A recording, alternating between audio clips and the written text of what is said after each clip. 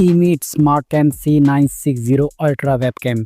ये अभी हाल ही में लॉन्च हुआ है। ये 4K वेब कैमरा है। इसके अंदर काफ़ी सारे फीचर हैं। 1.5 इंच का सेंसर है। इसके अंदर एल्यूमिनियम बॉडी है। इसके अंदर एल्यूमिनियम बॉडी इसको बहुत ही ज़्यादा प्रीमियम बनाती है। 4K अल्ट्रा HD को सपोर्ट करता है। इसके अलावा इसके अंदर कोई भी फीचर मेंशन तो दोस्तों ये है emit smart cam C960 ultra.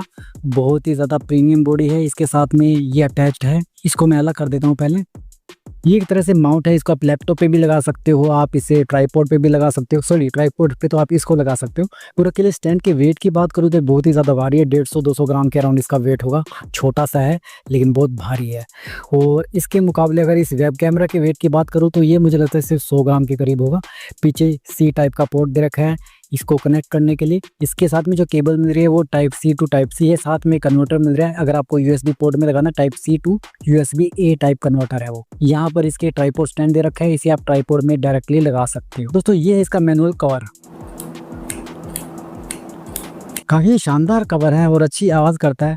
और इसके अंदर 2 माइक लगे हुए हैं। हालांकि डिस्क्रिप्शन पे कंपनी ने मेंशन किया हुआ है अमेजोन पे कि इसके अंदर ट्रिपल माइक सिस्टम है, बट नहीं, इसके अंदर 2 माइक लगे हुए हैं। इसका जो एक माइक है वो बैकग्राउंड की नॉइज को थोड़ा रिड्यूस करता है और दूसरा माइक आपकी आवाज़ को कैप्चर करता है जो फ्रंट में आ रही होती है। तो दोस्तों अब मैं इस वेब कैमरा को 2 डिवाइसेस पे चेक करूंगा। एक तो होगा विंडोज़ लैपटॉप और दूसरा होगा Mac mini M4। Windows laptop मेरा इतना स्ट्रॉन्ग नहीं है। उसके अंदर i7 8th जनरेशन है, लेकिन मैक मिनी M4 आप जानते हैं कितना पावरफुल है। सबसे पहले इसको विंडोज़ लैपटॉप के साथ में ट्राई करते हैं। सबसे पहले आपको एक सॉफ्टवेयर डाउनलोड करना होगा। इसकी वेबसाइट पर जाना होगा। ये वाली वेबसाइट है। इस वेबसाइट पर आप जाओगे तो यहाँ पर आपको डाउनलोड सॉफ्टवेयर के इस लिंक पर क्लिक करना है। आपको अपने वेब कैमरा का मॉडल नंबर यहाँ पर दिख जाएगा, ढूंढो और जो आपकी वेब कैमरा का नंबर होगा वही सॉफ्टवेयर आपको डाउनलोड करना है। जैसे कि यहाँ पर C960 अल्ट्रा ये लिखा है तो मुझे ये ईमीट स्टूडियो डाउनलोड करना है। और साथ ही यहाँ पर मैकबुक OS और विंडोज़ OS के लिए 2 अलग अलग से लिंक दे रखे हैं। विंडोज़ में अगर आप डालोगे तो विंडोज़ के लिंक पे क्लिक करना है। अगर आप मैकबुक में डालोगे तो मैकबुक वाले लिंक पे क्लिक करना है और आपकी डाउनलोडिंग स्टार्ट हो जाएगी। उसके बाद में आप इस सॉफ्टवेयर को इंस्टॉल करके रन कर सकते हो। दोस्तों ये है ईमीट स्टूडियो का इंटरफेस। चाहे आप मैकबुक यूज़ करो या विंडोज़ यूज़ करो, आपको ऐसा ही इंटरफेस देखने को मिलने वाला है। इसमें ऊपर आपको 2 ऑप्शन नजर आ रहे हैं। पहले ऊपर इफेक्ट है, उसके बाद में असिस्टेंस है। सबसे पहले हम इफेक्ट के बारे में बात करते हैं। हमको बहुत सारे फिल्टर मिल जाते हैं जो हम अपने वीडियोज़ पे लगा सकते हैं। हमको जो फिल्टर चाहिए, जैसे कि यहाँ पर कलर फिल्टर है, विविड है, ब्लूज है। अगर आप कस्टमाइजेशन करना चाहते हो तो सबसे नीचे कस्टमाइजेशन पे क्लिक कीजिए। यहाँ से आपको ब्राइटनेस की, कॉन्ट्रास्ट की, EV, ISO, शार्पनेस, सैचुरेशन, हर तरह की ऑप्शन मिल जाएगी। आप अपना स्किन टोन भी चेंज कर सकते हैं। तो अपनी रिक्वायरमेंट के हिसाब से आप यहाँ से फिल्टर चेंज कर सकते हैं। उसके बाद में नीचे जाएंगे तो यहाँ पर आपको flip vertically, flip horizontally option भी मिलेगी। उसे आप यूज कर सकते हो। एंटी फ्लिकर की सेटिंग भी है यहाँ पर। और यहाँ पर जितनी भी सेटिंग मैंने अभी आपको बताई, राइट साइड में भी यहाँ पर आपको ये सेटिंग मिलेंगी। जैसे कि आप रोटेट कर सकते हो और यहाँ से आप जूम भी कर सकते हो। अगर आपको रिजोल्यूशन चेंज करना है तो आप यहाँ से कर सकते हो। 1080 पिक्सल से 4K 30 FPS कर सकते हो, 2K 30 FPS कर सकते हो। यहाँ पर क्लिक करोगे तो सारी ऑप्शन खुल जाएंगे। उसके बाद असिस्टेंट में जाएंगे तो यहाँ पर हमको फील्ड ऑफ व्यू मिलेगा। अभी फार है, इसको हम नियर कर सकते हैं।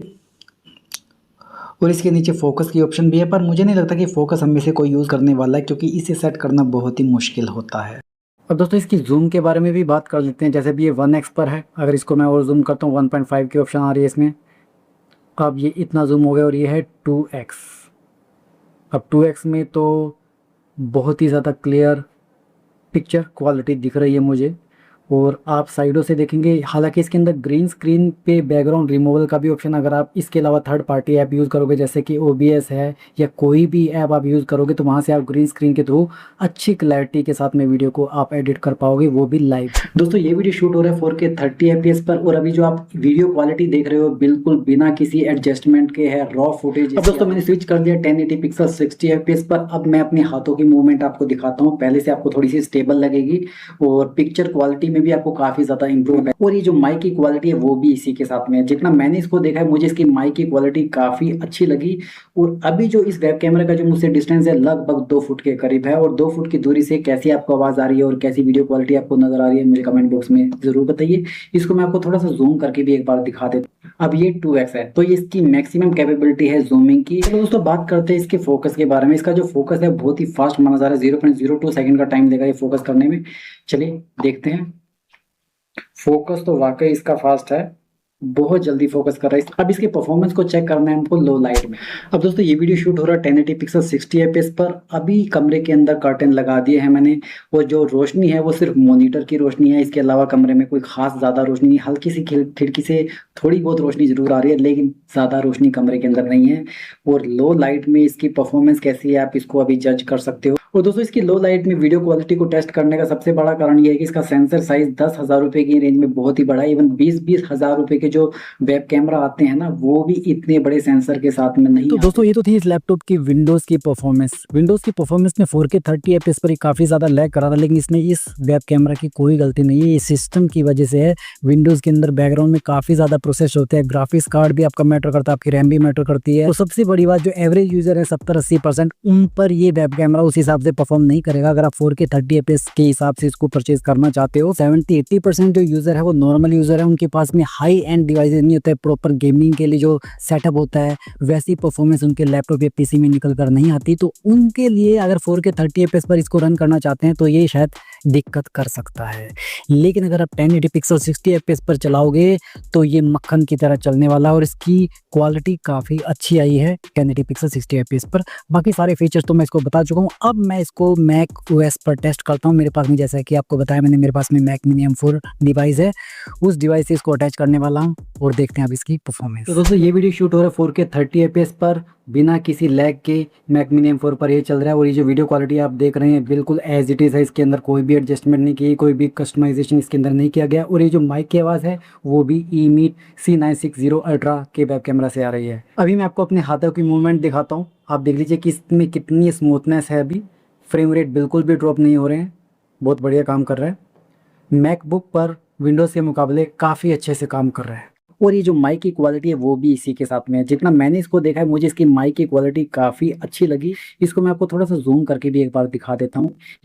अब ये 1.5x है, अब ये 2x है, तो ये इसकी मैक्सिमम कैपेबिलिटी है जूमिंग की। दोस्तों अब ये वीडियो शूट हो रहा है 2K एट 30 एफपीएस पर, और जो माइक की आवाज़ है वो इसी के माइक्रोफोन से आ रही है। अभी आपको पिक्चर क्वालिटी कैसी लग रही है, मैं हाथों की मूवमेंट को थोड़ा सा बढ़ाता हूँ, इससे आपको पता चल जाएगा कि इसकी स्मूथनेस कैसी है, फ्रेम रेट कैसा है। दोस्तों अब ये वीडियो शूट हो रहा है 1080 पिक्सल 60 एफपीएस पर। इस बार शायद आपको स्मूथनेस में थोड़ा सा इजाफा देखने को मिल सकता है। इसका कारण ये है कि अब ये 60 एफपीएस पर है, 30 एफपीएस। तो दोस्तों मैक मिनी M4 पर जो इसने परफॉर्म किया है वो बहुत ही ज़्यादा एक्स्ट्रा ऑर्डिनरी है, क्योंकि मैक मिनी M4 वाकई एक बहुत ही सॉलिड मशीन है, हाई एंड डिवाइस है।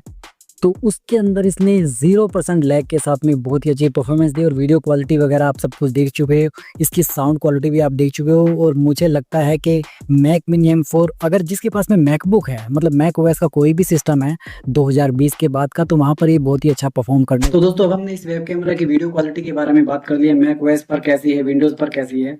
तो कुल मिलाकर दो मेजर ड्रॉबैक इसके अंदर मुझे मिले, दो मेजर कमियां मुझे इसके अंदर मिली। पहली है ऑटो फोकस की, अगर वीडियो डिफॉल्ट मोड में चलती है तो इसकी ऑटो फोकस फास्ट है, नो डाउट।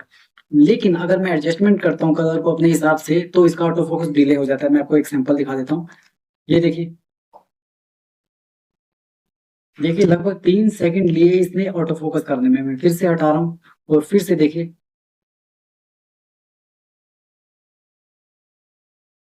तो जितनी बार आप हटाएंगे आप देखेंगे बार बार ये डिले कर रहा है ऑटो फोकस को करने में। तो ये इसके अंदर एक बहुत बड़ी कमी मुझे लगी। और दूसरी जो मुझे कमी लगी है वो इसके एफपीएस पर लगी। मतलब चाहे 4K पे वीडियो शूट कर रहे हो या 1080 पिक्सल 60 एफपीएस पर शूट कर रहे हो, लेकिन आपकी जो मूवमेंट है हाथों की, तो वो ब्लरी आती है। जैसे कि अगर आप देखोगे अभी मेरा चेहरा बिल्कुल ठीक नजर आ रहा है, क्लियर नजर आ रहा है, लेकिन मेरे हाथों की अगर आप मूवमेंट को देखोगे तो वो काफी ज्यादा ब्लरी है। तो दोस्तों ये वीडियो शूट हो रहा है 1080 पिक्सल 60 एफपीएस पर। मैंने बाय डिफॉल्ट सेटिंग इसकी रखी हुई है।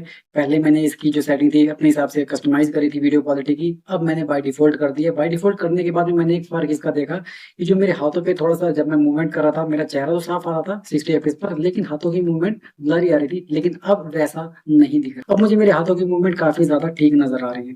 अब क्योंकि बाय डिफॉल्ट सेटिंग है तो अब इसका ऑटो फोकस भी बहुत बढ़िया काम करने वाला है। ये देखिए कितना फास्ट है, एक बार और।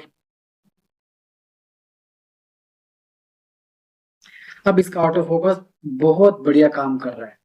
तो अगर आप वीडियो स्ट्रीम कर रहे हो, अगर आपको मूवमेंट भी करनी है, तो मैं आपसे यही रिक्वेस्ट करूँगा, आप इसकी बाय डिफ़ॉल्ट सेटिंग है, उस पर ही वीडियो को स्ट्रीम करो या शूट करो। इससे आप फाइनल में जब आप एडिट करोगे, तो उसके आप फ़िल्टर करके उसको वीडियो क्वालिटी को आप इम्प्रूव कर सकते कुल हो। मिलाकर मैं एक बात कहना चाहता हूँ, 10,000 रुपए की रेंज में जो इसकी वीडियो क्वालिटी है वो बहुत ही ज़्यादा एक्स्ट्राऑर्डिनरी है। अगर आप एक ऐसा वेब कैमरा ढूँढ रहे हो जो आपको डीएसएलआर जैसी पिक्चर क्वालिटी दे, तो मुझे लगता है वो ये है। आप बाय डिफ़ॉल्ट सेटिंग में इसमें रिकॉर्ड करो, उसके बाद में जब आप एडिट करोगे तो उसमें आप अपने हिसाब से फ़िल्टर, इफ़ेक्ट्स वगैरह आप डाल सकते हो और आपकी वीडियो को ये शानदार बना देगा। दोस्तों सवाल ये आता है कि क्या आपको ये वेब कैमरा लेना चाहिए? देखो, अगर आप मैकबुक यूज़र हो या मैक ओएस का कोई भी डिवाइस यूज़ करते हो, बिल्कुल आपको ये लेना चाहिए। ये आपकी स्ट्रीमिंग क्वालिटी को, वीडियो क्वालिटी को बहुत ही ज़्यादा शानदार बना देगा, इसमें कोई भी डाउट नहीं। लेकिन अगर आप विंडोज़ यूज़र हो तो 70-80% यूज़र को, जिनको 4K 30 एफपीएस पे स्ट्रीम करना है, उनको इस डिवाइस को नहीं लेना चाहिए, क्योंकि ये शायद लैग कर सकता है, क्योंकि आपका ग्राफिक्स और रैम शायद उस हिसाब से नहीं होगी। मैं नॉर्मल यूज़र की बात कर, और अगर आपके पास में हाई एंड गेमिंग डिवाइस है विंडोज़ का, तो आप इसको कंसीडर कर सकते हो, क्योंकि फिर ये लैग नहीं करेगा, क्योंकि ऑलरेडी आपके पास में बेस्ट मशीन। अब दोस्तों ये तो थी मेरी इस डिवाइस के बारे में पूरी अनबॉक्सिंग, रिव्यू, वीडियो क्वालिटी के बारे में, हर चीज़ के बारे में मैंने बात कर ली है। अब मैं आपसे जानना चाहता हूँ, अगर आपके मन में इससे रिलेटेड कोई भी सवाल है तो मुझे कमेंट बॉक्स में ज़रूर बताइए, उसका जवाब देने की मैं पूरी कोशिश करूँगा। अभी के लिए बस इतना है। अगर आपको ये वीडियो पसंद आए, इस वीडियो को लाइक करो। ऐसे ही और टेक ट्यूटोरियल और टिप्स के लिए इस चैनल को सब्सक्राइब करो। आपसे जल्दी फिर मुलाकात होगी, तब तक स्वस्थ रहो, मस्त रहो।